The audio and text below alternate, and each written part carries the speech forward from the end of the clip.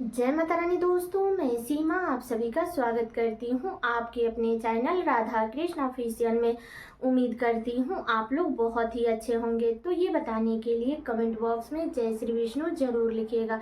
तो चलिए दोस्तों, आज हम इस वीडियो में जानेंगे कि वैशाख मास के शुक्ल पक्ष में पड़ने वाली मोहिनी एकादशी का व्रत साल 2025 में कब किया जाएगा, एकादशी तिथि कब से शुरू हो रही है, कब समाप्त हो रही है, पारण का शुभ मुहूर्त क्या रहेगा और दशमी से लेकर के पारण तक के सभी महत्वपूर्ण बातें जानेंगे। और जो लोग भी गुरुवार का व्रत करते हैं और एकादशी का व्रत करते हैं तो दोनों व्रत एक साथ कैसे करेंगे, किन बातों का ध्यान रखना है।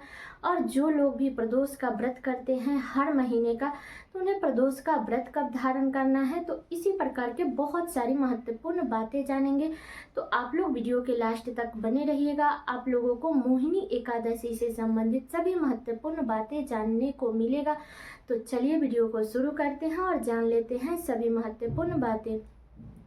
तो सबसे पहले बता दूं दोस्तों कि एकादशी का जो व्रत होता है वो भगवान विष्णु को समर्पित होता है। इस व्रत में भगवान विष्णु की पूजा की जाती है विधि विधान से, और भगवान विष्णु की पूजा करने से हमारे सभी पाप नष्ट हो जाते हैं और सभी पुण्य फलों की प्राप्ति होती है और अंत में हमें वैकुंठ की प्राप्ति होती है। बता दूं कि हर व्रत हम हर किसी के लिए करते हैं, लेकिन एकमात्र एकादशी का जो व्रत है वो सिर्फ हम अपने लिए करते हैं। इसलिए एकादशी का व्रत हर व्यक्ति को करना चाहिए। तो बता दूं कि मोहिनी एकादशी का व्रत अब की बार साल 2025 में 8 मई को रखा जाएगा। दिन है गुरुवार, ठीक है। एकादशी के व्रत रखने से एक दिन पहले हमें दशमी तिथि के नियमों का पालन करनी है। तो हमें दशमी तिथि के नियमों का पालन हमें 7 मई को करनी है। दिन है बुधवार। तो इस दिन आप लोग दातुन से मुख धोइएगा, बाल धो करके स्नान कीजिएगा, शुद्ध सात्विक भोजन कीजिएगा। घी में बना हुआ या सूर्यमुखी के तेल में बना हुआ भोजन करते हैं, सेंधा नमक का बना हुआ दशमी के दिन भोजन करते हैं तो आप लोग कर लीजिएगा। शुद्ध सात्विक भोजन कीजिएगा। लहसुन, प्याज, मसूर का दाल, चावल, ये सब चीज़ों का सेवन नहीं किया जाता है। मूली, गाजर, इन सभी चीज़ों का सेवन मत कीजिएगा। शुद्ध सात्विक भोजन कीजिएगा, ठीक है। दशमी के दिन से ही हमें ब्रह्मचर्य का पालन करनी चाहिए। और दशमी के दिन, एकादशी के दिन और द्वादशी के दिन हमें 3 रात्रि उपवास रखनी चाहिए। बाकी आप अपने यहाँ का नियम देख लीजिएगा। हमारे यहाँ 3 रात्रि उपवास पड़ते हैं। सूर्यास्त होने से पहले खा लेते हैं, इसके बाद सूर्यास्त हो जाता है, उसके बाद हम लोग मुख में कुछ भी नहीं डालते हैं। अगर आपका स्वास्थ्य सही नहीं है तो आप लोग फल फ्रूट खा सकते हैं, लेकिन नमक का सेवन मत कीजिएगा। इस बात का ध्यान रखिएगा, ठीक है। इसके बाद हमें अगले दिन 8 मई को हमें एकादशी का व्रत रखनी है। तो एकादशी के दिन आप लोग सुबह में जल्दी उठ जाइएगा। उठ करके अपने नित्य कर्मों से निमित्त होकर के दातुन से मुख धो करके स्नान कर लीजिएगा। और बता दूं कि सोने पे सुहागा है, गुरुवार का दिन है और विष्णु भगवान का दिन है। वैशाख का जो महीना होता है वो विष्णु भगवान का महीना होता है। तो ये सोने पे सुहागा है, तो इसलिए हमें विष्णु भगवान के पूजा में इस दिन ज़्यादातर पीले रंगों का प्रयोग करना चाहिए। खुद भी पीले रंग का वस्त्र जरूर धारण करना चाहिए। तो आप लोग धारण कर लीजिएगा।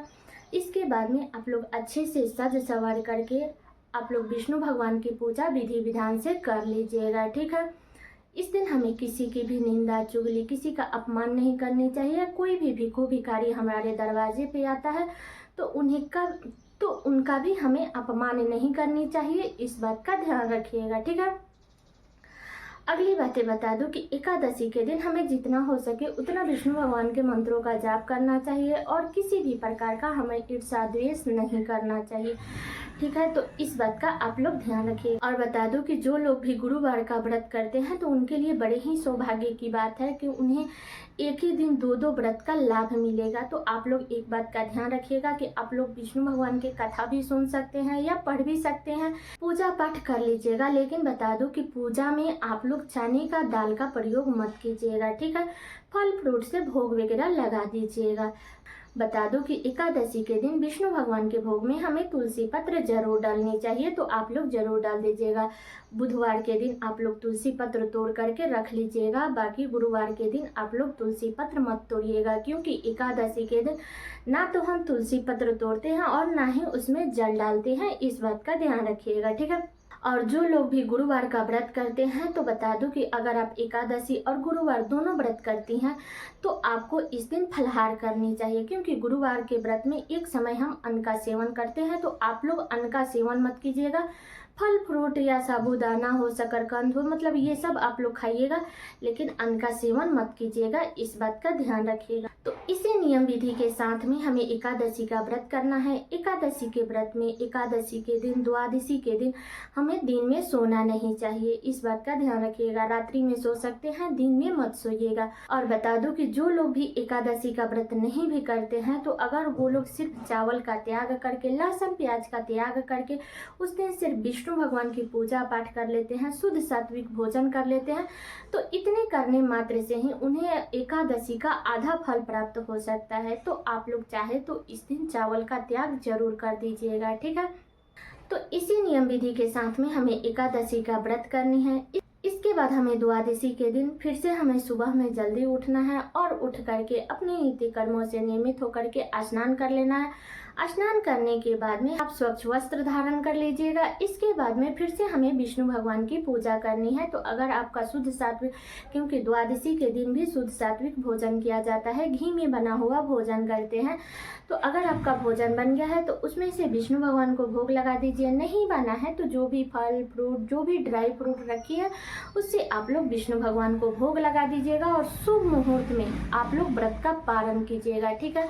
बता दूं कि जो लोग भी प्रदोष का व्रत रखेंगे 9 मई को, तो वो लोग पारण अन्न से नहीं करेंगे, वो लोग गंगा जल और तुलसी पत्र मुख में डाल करके इसके बाद अपने एकादशी का पारण करेंगे। उसके बाद वो लोग प्रदोष का व्रत रखेंगे, ठीक है। क्योंकि बहुत सारे लोग हैं जो शुक्रवार का भी व्रत रखते हैं, क्योंकि शुक्रवार के दिन संतोषी माता का व्रत रखा जाता है। तो जो लोग भी व्रत रखते हैं और एकादशी का भी व्रत रखते हैं तो वो लोग द्वादशी के दिन तुलसी पत्र और गंगा जल डाल करके मुख में पारण करेंगे। इसके बाद में अपना दूसरा व्रत शुरू करेंगे, ठीक है। अब चलिए जान लेते हैं कि एकादशी तिथि कब से शुरू हो रही है और कब समाप्त हो रही है। तो बता दूं कि एकादशी तिथि शुरू होगा 7 मई को, दिन है बुधवार, सुबह में 10:20 पर एकादशी तिथि शुरू हो जाएगा और एकादशी तिथि समाप्त होगा 8 मई को दोपहर में 12:29 पर एकादशी तिथि समाप्त हो जाएगा। तो उदया तिथि के अनुसार मोहिनी एकादशी का जो व्रत है वो हमें 8 मई को रखना है, दिन है गुरुवार, ठीक है। पारण का जो शुभ मुहूर्त रहेगा वो 9 मई को सुबह में 5:52 से लेकर के और 8:16 तक रहेगा। तो इस बीच में आप लोग व्रत का पारण कीजिएगा।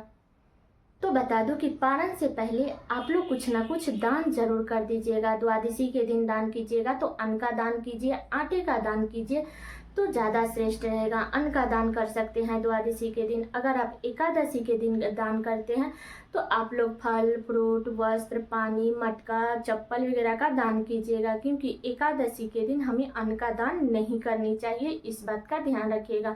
और बता दूं कि जो लोग भी पूरे वैशाख स्नान करते हैं तो वो तो स्नान करेंगे ही पूर्णिमा तक, लेकिन जो लोग भी मान लीजिए किसी कारणवश स्नान नहीं कर पाए हैं, अगर वो लोग करना चाहते हैं, विष्णु भगवान का आशीर्वाद पाना चाहते हैं, तो वो लोग मोहिनी एकादशी से यानी कि 8 मई से लेकर के और 12 मई को पूर्णिमा है तो पूर्णिमा तक वो लोग वैशाख का स्नान कर सकते हैं। इन्हीं 5 दिनों में वो लोग दान, उपदान, दीपदान, जो भी जब तब जो भी करना चाहते हैं वो लोग कर सकते हैं। तो जो लोग भी वैशाख स्नान करना चाहते हैं तो वो लोग एकादशी से शुरू करेंगे और पूर्णिमा तक ले जा करके समाप्त करेंगे, ठीक है।